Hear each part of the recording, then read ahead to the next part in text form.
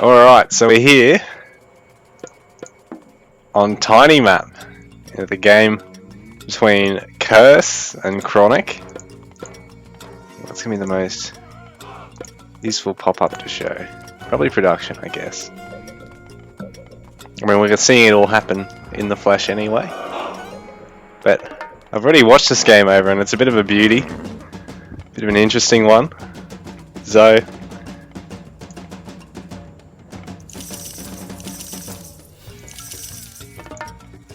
Curse pretty much at the halfway point. Chronic actually playing a little defensively.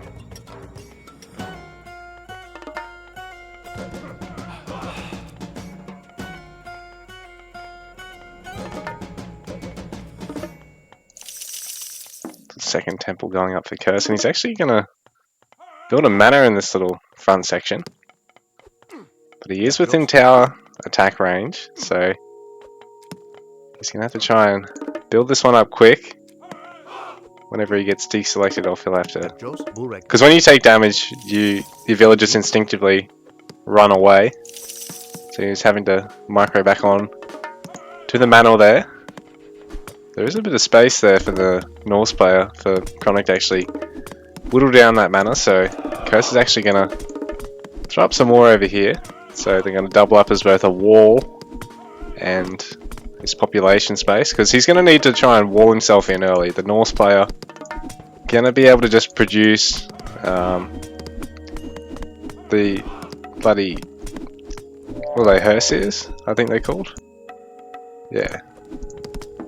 So he's going to be able to produce the Herseers, while the Oracles, they don't have an attack unless you actually upgrade them to hero, and then that's going to cost you all your favour, which, you know, you're going to be able to produce more Oracles than you can actually hero up, even out of just two temples. Well, you know, Chronic's able to just mass up all these Herseers, and he's even able to just train Ulfsark straight out of the town centre. I mean, obviously Curse can train citizens, but they're only a villager. They don't really have a terribly good attack, while the Ulfsark's really designed for attack. I mean, Curse has heroed these anyway, just to give him a bit more health and build speed. He's going to try and wall himself in as best he can.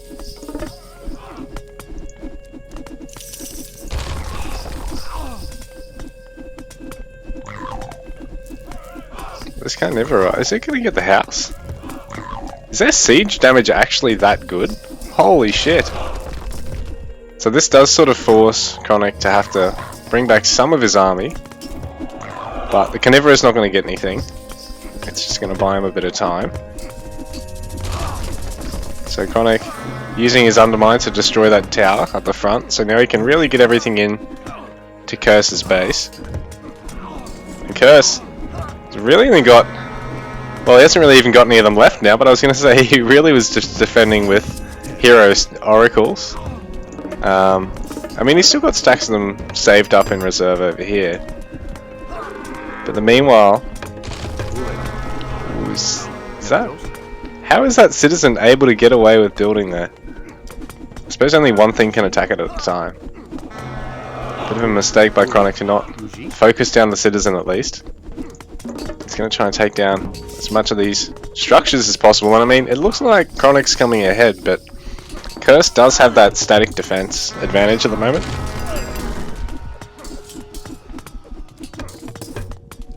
So, things are looking good for Curse, as rough as they might seem. In saying that, Chronic certainly got a nice unit count here. At 71 pop out of his 75. Well, Curse is stuck down on 34. And I mean, this town centre is starting to get dangerously low now. And the houses, the manors are falling. Ooh, I don't know. Why did he just delete that temple? Does he want the space for something now? Ah, I suppose he's got this Stymphalian bird. Although what? Oh, the trolls can attack it. Okay, so he's using it to take out the trolls, but at the same time, they're able to focus it down. But Curse is actually swapping to a market now so he can go to Mythic. I don't know if he's going to be able to get there in time, considering there's so much under pressure for him at the moment. Well, Chronic is continuing to push forward, still up at 65 pop at the moment. So this TC is not going to get Hecate out. So now things look really drastic for Curse. And this Carnivora with the tower support, they might get a couple of kills. So he's going to bring down one of the Ina Jars. So these guys are great because the moment they get an attack off, they'll actually boost the attack of everything around them for a little bit.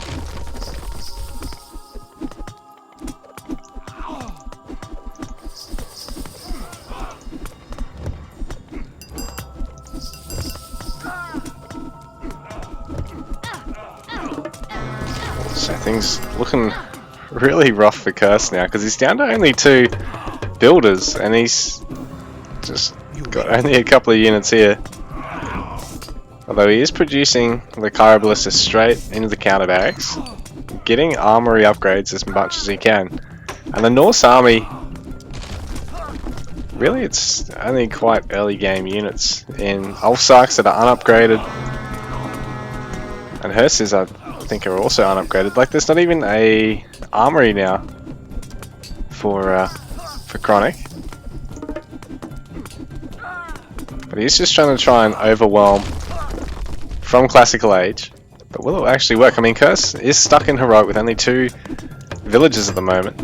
It's a garrison microing the citizens out to try and get some structures up. So he's going to build another town, another counter barracks if he can.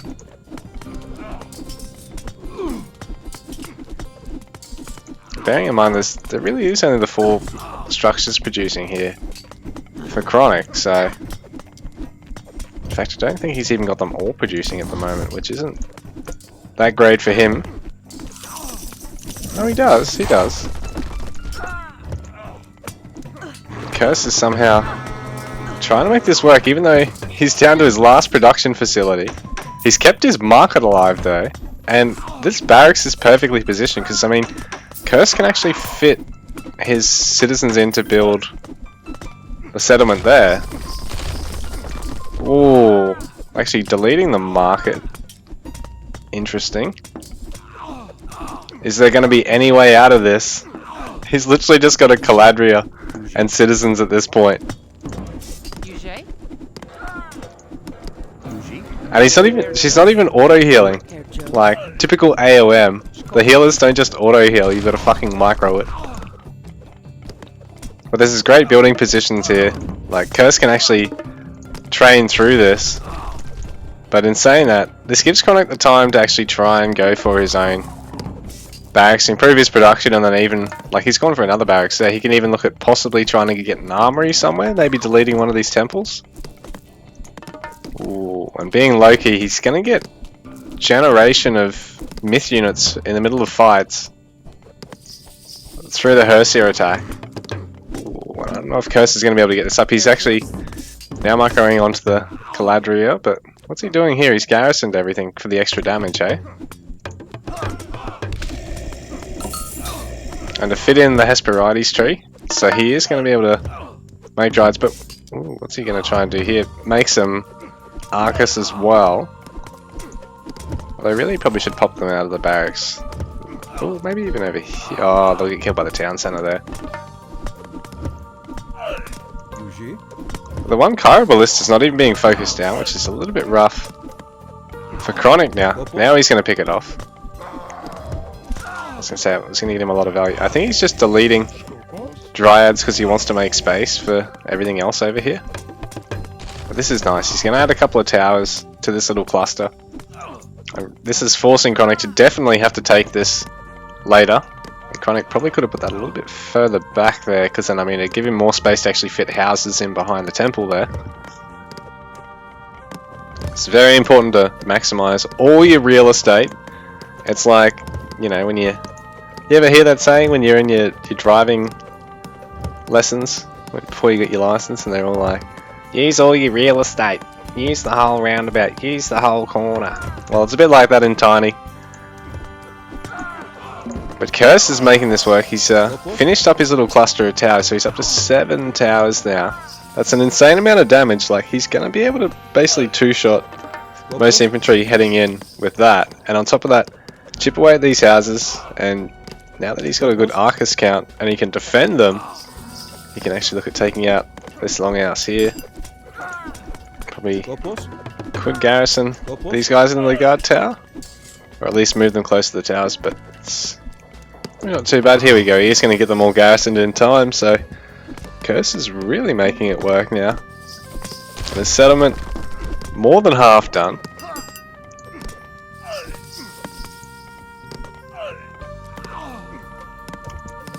Now the Arcus going to be able to tank a little bit more damage. Ooh, bit of a mistake there from Chronic, I think, because if he had got that attack off, he might have even killed it. He's having to tower up himself at the moment. He's got to be careful to not get his villagers, not get his infantry stuck, because he wants to build and take fights with those.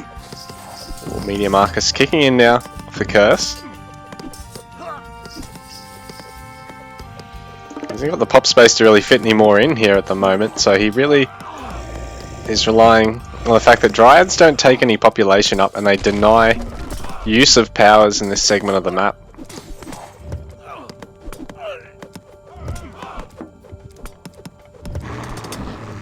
Curse is even towering up behind the Hesperides tree, just in case he ever gets shoved into again. I think he might even be able to fit one right there.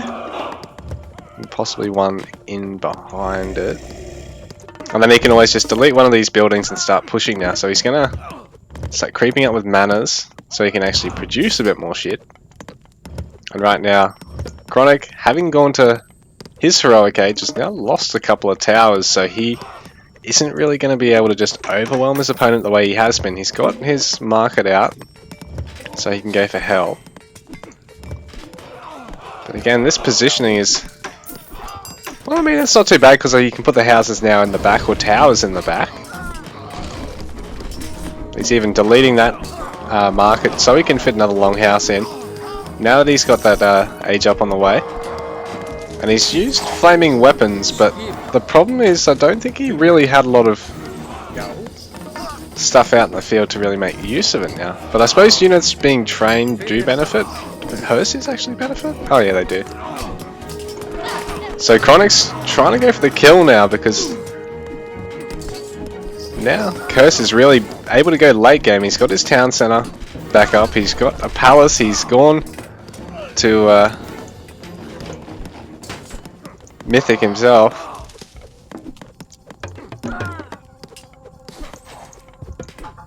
So a really nice recovery here from Curse, and sort of back on even footing in Mythic Age now. With Chronic's a little bit slower than Curse is at the moment. And Curse is even going for Tatarian Gate. So this is going to be real annoying for Chronic. So all his buildings are going to take a lot of damage, all of his units are going to take a lot of damage, while Curse can just sort of solidify his position in about 2/3 of the map. And just slowly creep forward. And he's going to start getting what are they called? Where'd he go?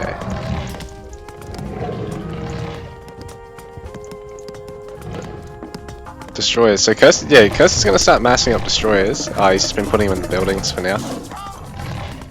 Because he doesn't really want to lose them to the Tartarian spawn. Like, while they're basically denying Chronic's chance of doing anything, they will actually attack Curse as well, so he needs to be a bit sparing in how he uses them. So he's bringing up really only the Dryads at this point. And he's saved up plenty of his favour so he can get the Hero Arcus, so he can take down the Nidhogg. So it's already at 1/3 of its health, which is really quite scary for Chronic, but in saying that, this is quite nice area damage he's going to be able to inflict here.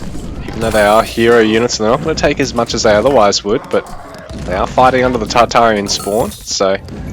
But Curse has actually put another Hesperides forward, just so he can get double production of the Dryads now. Because he knows he's got that many units on the field, he's not going to lose control of the Hesperides and throw it away. Although he's not making any out of the back tree, but GG. Curse takes the game over Chronic.